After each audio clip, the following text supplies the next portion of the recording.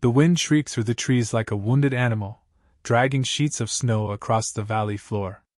Under the dark sky, a girl in a torn bridal gown stumbled along a crooked path. The hem was shredded, the lace soaked and frozen against her legs. She dragged her right foot behind her in a slow, painful rhythm. Every few paces, she had to stop and breathe through her teeth, the pain in her twisted leg unbearable, but she pressed on. The forest had no mercy, but she had learned never to beg it for any. Lena had never dreamed of marriage. She had only wanted to read books, to smell wildflowers, and to walk without shame. But life on the edge of civilization offered no luxuries to girls like her. A bad leg, a quiet voice, and no dowry, her stepbrother called her a burden. When the chance came to marry her off to an old trapper with silver teeth and rough hands, he took it. He told her to be grateful. Told her it was her only chance to belong somewhere. The man she was given to had a sour smell and cruelty in his smile. He hadn't even waited until the wedding feast ended. When he lifted her veil and saw the truth of her uneven shoulders, her trembling hands, her limp, he cursed loudly enough for everyone to hear. Then he beat her behind the chapel, dragged her out to his wagon, and tossed her into the snow-covered woods, laughing as he rode away. Now Lena was alone. The cold clawed at her fingers. Her lips were cracked, blood freezing at the corners of her mouth. But her eyes burned with something fierce, fury, perhaps. Or hope. Up ahead, smoke rose faintly from behind a line of pines. A sliver of salvation. She stumbled toward it. Cole Maddox had always believed that money could buy distance from pain. Land, cattle, fine coats, all distractions. After his wife died of fever 3 years ago, he threw himself into building his empire. No one dared cross the Maddox brand. He owned half the valley from Abilene to Cheyenne and made enemies just as fast. But power couldn't stop a bullet. He hadn't seen them coming, 3 riders dressed like cowhands but quick with pistols. They'd ambushed him on the narrow trail, shot his horse, rifled through his saddlebags, and left him bleeding in the dirt with nothing but his coat and a photo of a woman whose face he barely remembered now.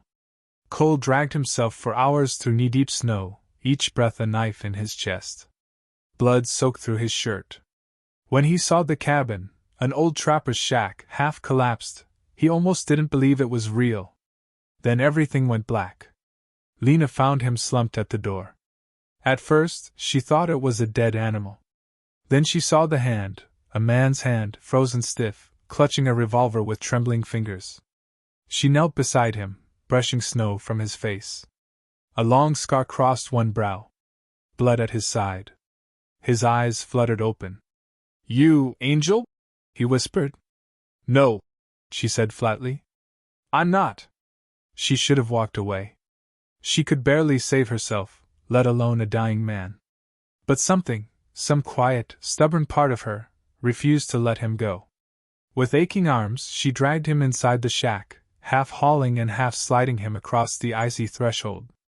The door moaned shut behind her. Inside it was dark, but at least it was dry. She found an old rusted stove and managed to coax a fire from the coal bucket with bits of torn wood from the walls.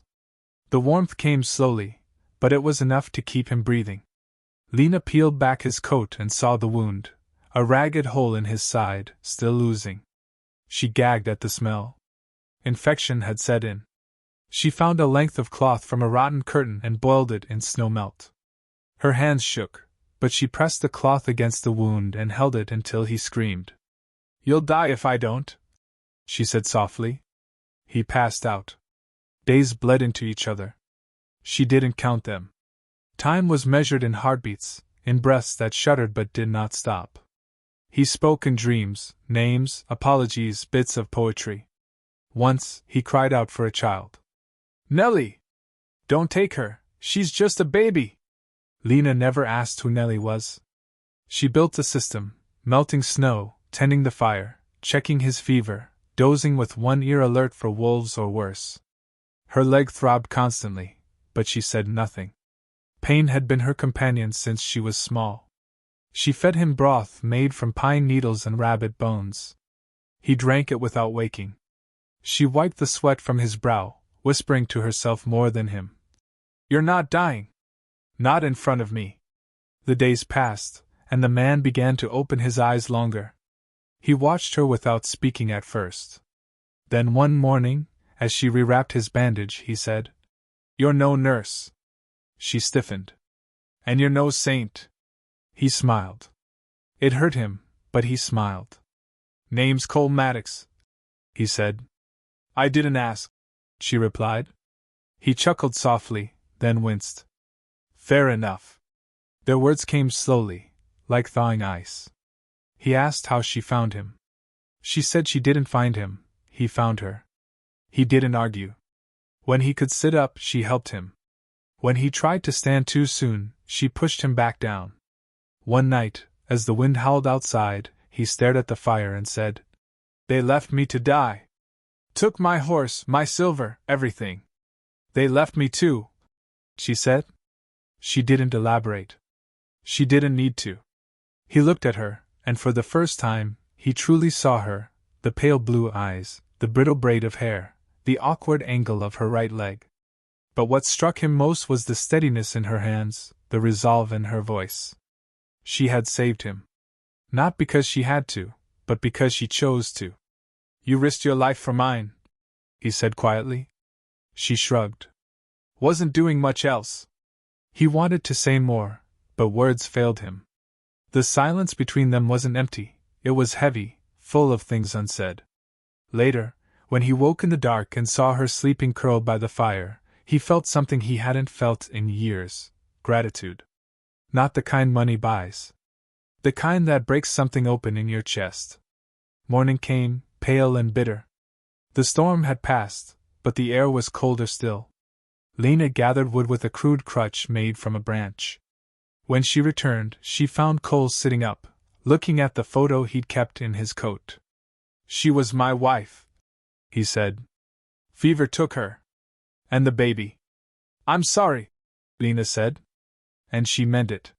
He folded the photo and slipped it back into the lining of his coat. "I buried them under a cottonwood tree. Haven't been right since." She sat beside him. "People say I'm cursed. That's why I walk the way I do. That's why my brother sold me off like a mule. But I think, maybe God just made me different so I could survive what others wouldn't." He turned to her, something soft flickering behind his eyes. "You're not cursed," he said. "You're the strongest soul I've ever met." Lena didn't reply. Compliments made her nervous. She just stared at the fire, listening to it crackle and hiss. Outside, the snow began to melt in slow drops from the cabin's eaves. Inside, for the first time in weeks, Lena allowed herself a single breath of hope. She didn't know what would come next. But she knew this: the man she had dragged from death was not just a stranger anymore. And she was not just a broken girl. She was someone who had chosen to save a life. And in doing so, perhaps she had saved her own. The thaw came slowly. One day, Lena awoke to the sound of water dripping from the beams. Ice cracked and moaned on the roof. Outside, the blanket of snow had turned patchy, revealing dark earth and crushed pine needles. The forest was stirring. And with it, so was Cole. He stood now, carefully, each movement deliberate. His wound had scabbed over, though the skin around it remained tender and bruised. He still winced when he breathed too deep, but he no longer needed Lena's arm to balance. He insisted on chopping wood, though he managed no more than 3 logs before collapsing against the cabin wall, panting. "You're going to tear it open," Lena warned. "I'd rather tear it than sit here and rot," he grunted. Their days found rhythm. Mornings were quiet. Cole would limp outside to gather what little he could, while Lena boiled snow and prepared weak broth. The afternoons they spent reinforcing the cabin's walls with fallen branches, trying to patch holes with pine tar and canvas scraps Cole found buried beneath floorboards. Their hands were raw, their bodies aching, but they worked together, mostly in silence, communicating with glances, gestures, and the occasional murmur of encouragement. But night was different. At night, the fire shrank low, and with it, their barriers. One evening, Lena sat stitching a tear in her coat, her fingers nimble despite the cold. Cole leaned against the opposite wall, watching her. I still don't know your name, he said. She looked up, thread paused midair. Lena. He nodded. Lena what? I left that behind. Something about her tone stopped him from asking more. You're a mystery, he said instead. So are you. He smiled faintly. Not much mystery to a man like me. Made money, lost love, got shot. Now I'm patching a roof with a woman who saved my life. She tied off the stitch. Do you want to go back? He hesitated. To the ranch? To the men who robbed me? Maybe. Maybe not. You said they were dressed like cowhands. Yeah. Familiar. Might have worked for me once. Hard to say. People change. Or show you who they really are. Their eyes met. That sentence lingered between them, echoing into memories neither dared speak aloud. Lena stood and added wood to the fire. The glow lit her face. Cole noticed the way her lips pursed when she was thinking, the way her shoulders hunched like she was always preparing for a blow. He realized he didn't know how old she was, 20, maybe younger, but her eyes held more sorrow than most men saw in a lifetime. Why did you stay? He asked. You could have left me. I thought about it, she replied. Plenty of times. But? She turned toward him. I knew what it felt like to be abandoned. That quiet confession settled over them like snowfall. The following day brought visitors. Lena saw the tracks first, hooves, wagon wheels, deep impressions in the mud where something had been dragged. She froze, hand tightening on the stick she carried. Cole joined her outside, eyes narrowing. 2 horses, he muttered. 1 heavy cart. Not settlers. Could be trappers. Or trouble. They heard the sound before they saw the man, whistling, tuneless, jagged. A tall figure emerged between the trees, leading a mule-drawn sled. On it lay bundles of animal pelts. His coat was stitched from different hides, and his face was hidden by a broad hat. When he looked up, his eyes were sharp and unblinking. Well now, the man said. Didn't expect company in these parts. Cole stepped forward, resting a hand on his belt, not reaching, but close. We're not looking for trouble. Didn't say you were. The man's gaze shifted to Lena. But the girl's got a haunted look. Like she's seen something she shouldn't. Lena didn't flinch. And you look like someone who's done what he shouldn't. That made the man laugh. A rough, barking sound. Name's Harmon, he said. I trade skins from here to Dakota. Used to know a man lived in that cabin. Trapper named Giles. Mean old buzzard. He's gone, Cole said. I figured. Wolves or whiskey?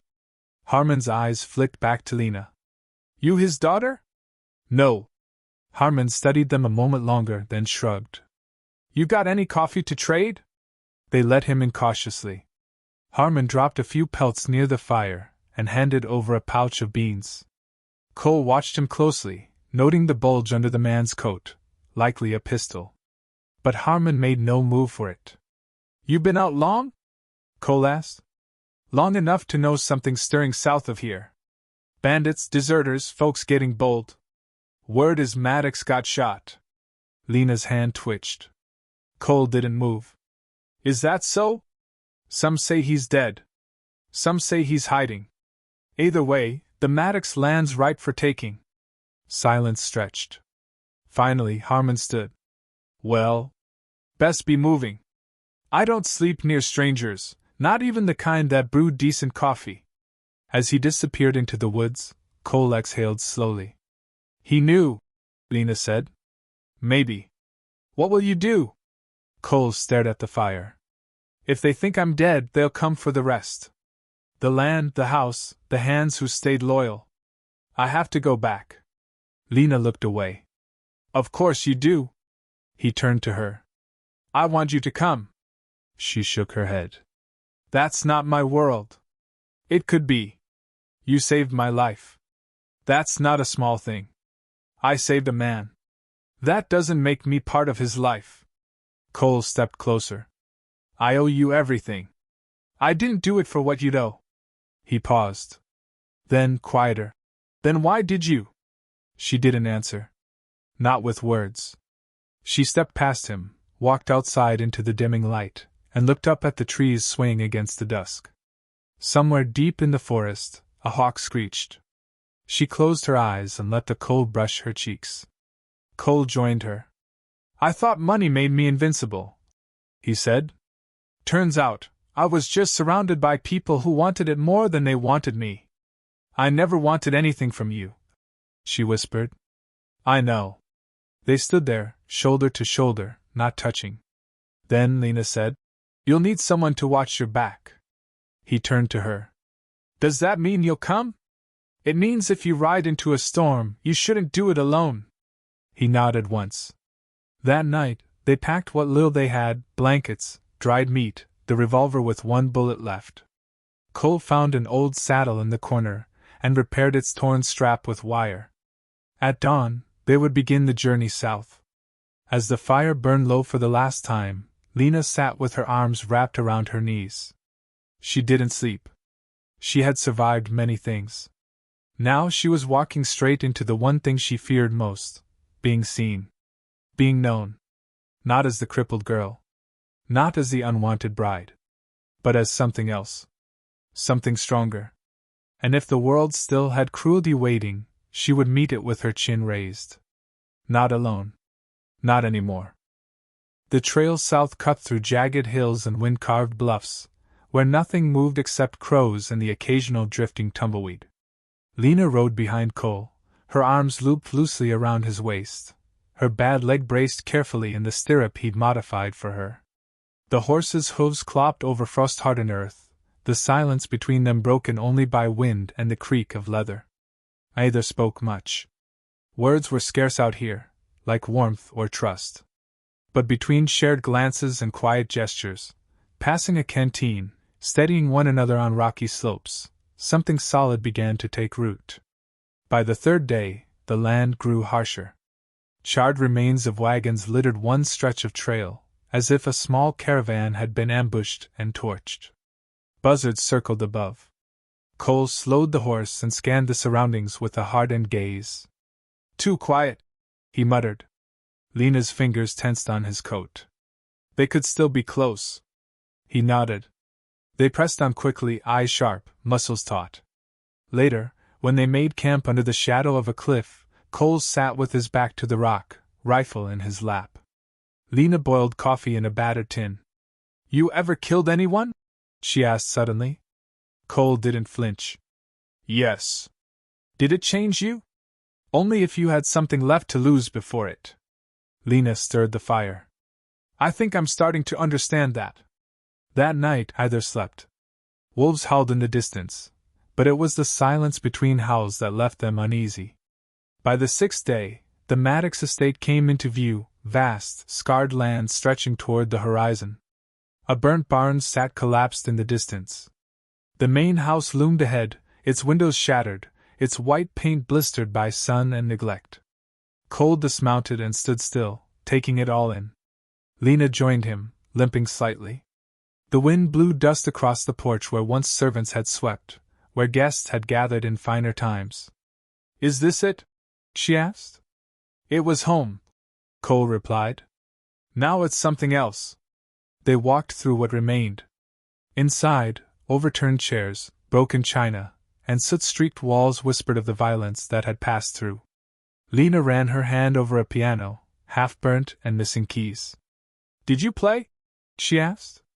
My mother did, he said quietly. She said music could bring dead things to life. She struck one of the keys. A ghostly, warped note echoed. Outside, hoofbeats. They ducked instinctively. Cole peered through the cracked shutters. For riders approached, men in dust-covered coats, rifles slung carelessly. He recognized two of them. Former ranch hands.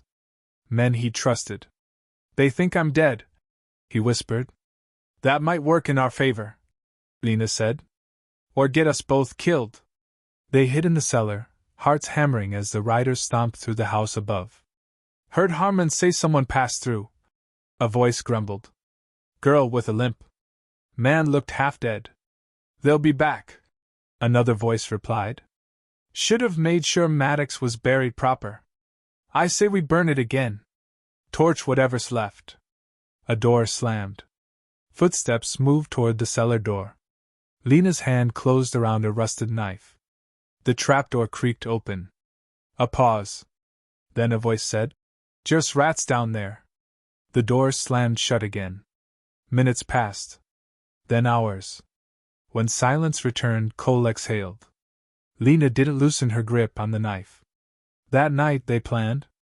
We can't stay here, she said. They'll come back, and next time, they won't walk past that door. Cole agreed. We'll ride to the canyon. There's an old lion shack past the ridge. Still has a safe hidden in the chimney stone. Gold bonds. Enough to start over. But we need to go at dawn. Fast. What if they see us leave? Then we don't leave quietly. At dawn, Cole set fire to the front of the house. The flames rose fast, eating dry wood and memories alike. From the distance, it would look like another accidental blaze. A final death. They slipped out the back with the horse, cutting through gullies and dry creeks, staying low. But luck ran thin. At the edge of the canyon rim, 3 riders emerged, guns drawn, eyes hungry. Well, said the leader, a man with a split lip and a black hat. The ghost returns. Cole pulled Lena behind him. You boys picked the wrong day. One of the men dismounted. You're outnumbered, Maddox. You're not getting far. Lena drew her revolver with trembling hands. You're not getting past. They laughed, until Cole shot first. Chaos. Gunfire cracked across the canyon. Dust exploded. Horses reared. Cole dropped the first rider clean. The second returned fire, clipping Lena's shoulder. She fell back with a gasp, blood spreading fast across her coat. Cole screamed her name, but she gritted her teeth, aimed, and shot the second rider from the ground. The third man fled, disappearing into the hills. Cole dropped beside Lena, pulling her into his arms. You're hit. I know. I need to stop the bleeding.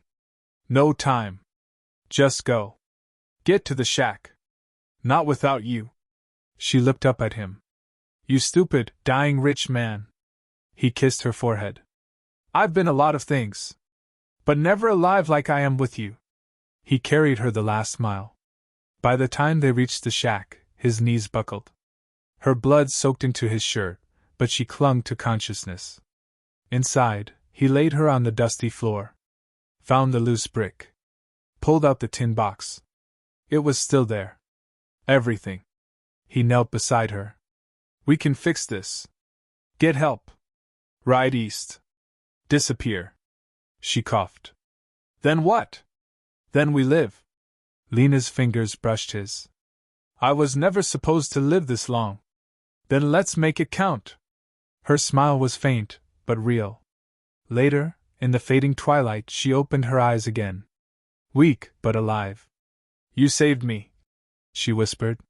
He shook his head. You did that first. They sat in silence, holding hands as shadows stretched across the canyon floor. The world outside would come again, more men, more danger. But in that small, forgotten shack, surrounded by wilderness and ruin, something new had begun. Not just survival, but healing. And this time, either of them would face it alone. A thin haze blanketed the valley by morning, veiling the rugged path behind them as if nature itself conspired to erase their past. Cole awoke first, stiff with pain, his body still raw from days of strain and blood loss, but his mind clear, sharper than it had been in years. Lena still slept beside the small hearth, her breathing shallow but steady, her arm bandaged in cloth torn from his only good shirt. He rose slowly, every movement tight with exhaustion, and stepped outside the lined shack. The canyon spread below like a forgotten wound, beautiful and bleak. Wind stirred ashes in the fire pit where he had boiled water the night before. He stared toward the hills, toward the direction the last outlaw had fled, knowing full well he would return. That kind of man didn't disappear. He waited, regrouped, came back crueler. But Cole no longer feared the return.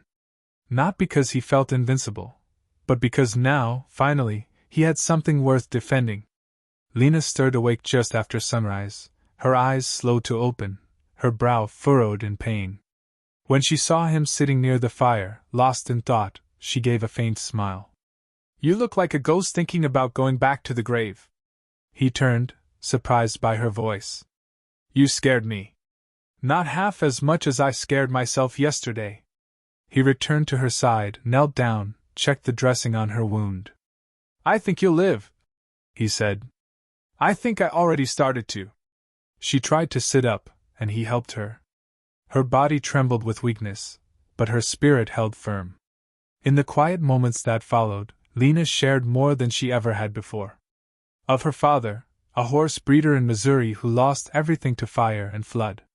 Of her fall from a buggy when she was 14, the injury left to fester without a doctor. Of how men had looked at her since, like a burden or a mistake. "I stopped expecting anything good," she said. "Then you showed up. Bleeding and arrogant." He chuckled. "You pulled me out of that ditch. Only because you didn't give me a choice. Maybe that's what we are," he said. "Two stubborn people who refuse to die." Later that afternoon, Cole began reinforcing the shack. He fixed the broken window with boards, sharpened knives, even set traps along the narrow trail leading up the ridge. Lena, though not yet strong enough to walk far, polished bullets, inspected the revolvers, and tied bandages. They worked silently, like old partners, each knowing what the other needed before a word was spoken. By the third day, Lena stood on her own again. Still pale, still hurting, but upright. "Tell me," she said, "what will we do when this is over?" He considered the question as he washed the last of the blood from a shirt. "I thought about buying land farther west. Montana, maybe. Start again." "With what?" He reached into the tin box, withdrew a folded parchment. "My father's bond certificates. And this." He unfolded a map, yellowed with age.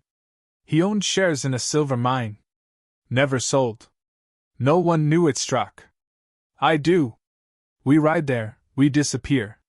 Build a home." Lena stared at the map as if it were a dream she was afraid to touch. "You'd want me there?" He met her eyes. "I wouldn't want to do any of it without you." Before she could respond, a noise broke the stillness. A gunshot. Then another. They ducked instinctively. From the bluff above, smoke curled from the barrel of a rifle. Cole grabbed the carbine and crawled to the window. Two men. One with a red scarf. The third outlaw had returned, and he'd brought company. "Stay low!" Cole shouted. He fired back, clipping one man in the shoulder, sending the other scrambling for cover. Bullets thudded into the wooden walls. The air filled with the acrid stench of powder. Lena reloaded his revolver as fast as she could, wincing with each movement. "We can't hold them off forever." "We don't need forever," Cole said. "Just long enough." They moved as one, ducking behind furniture, returning fire from broken slits in the wood. The shack rattled with every shot, dust raining from the ceiling. Then silence. Too much silence. Cole crept toward the back, where the door sat ajar. Just as he reached it, a figure crashed through, one of the men, knife in hand. They grappled violently. Cole smashed his elbow into the man's throat. The blade grazed his ribs before Lena raised her pistol and fired. The man collapsed, gurgling. Cole wheezed, hand on his side. Blood seeped, but he remained standing. Outside, the last outlaw yelled, "Give it up! You're dead anyway!" Cole dragged the corpse out the front door, propped him upright like a macabre warning. "Come take us, then!" he shouted. Minutes passed. No movement. Then, from the ridge, the final rider turned and fled. Cole sank to his knees. Lena ran to him, knelt beside him. "You're bleeding." "So are you," he said. "Doesn't count. Mine's old." They laughed, breathless, on the edge of madness and triumph. By evening, the quiet returned, not as fear, but as relief. They buried the man behind the shack. Said no words. Just earth and silence. Days passed. Cole's wound closed slowly, scar joining the others on his weathered body. Lena healed faster than he did, her limp still present but no longer defining. They spent long hours by the fire, sharing pieces of themselves, of what had been taken, and what they had managed to reclaim. She began to hum sometimes, soft and broken tunes she half remembered from girlhood. "You should sing more," Cole said one evening. "I only sing for the dead. We've done enough dying, I think." They spoke often of the journey west, of the land they might find, the animals they'd raise, the porch she'd sit on with coffee at dawn, watching mountains change colors. And then, one morning, Cole rose early, dressed carefully, cleaned his boots, shaved. When Lena woke, he stood by the hearth, holding something in his hand. A simple, handmade ring, forged from the silver coin he'd carried in his boot since the war. "I know we've never done anything the easy way," he said, "but I'd rather ride into whatever hell or heaven's ahead with you beside me. Will you marry me, Lena?" She didn't answer right away. She cried. Then she nodded. That afternoon, with the sun burning low and birds wheeling overhead, Cole and Lena exchanged vows in that forgotten canyon shack. No preacher. No church bells.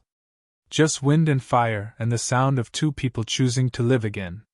As the last light faded, Cole pulled her into his arms and whispered, "You saved me.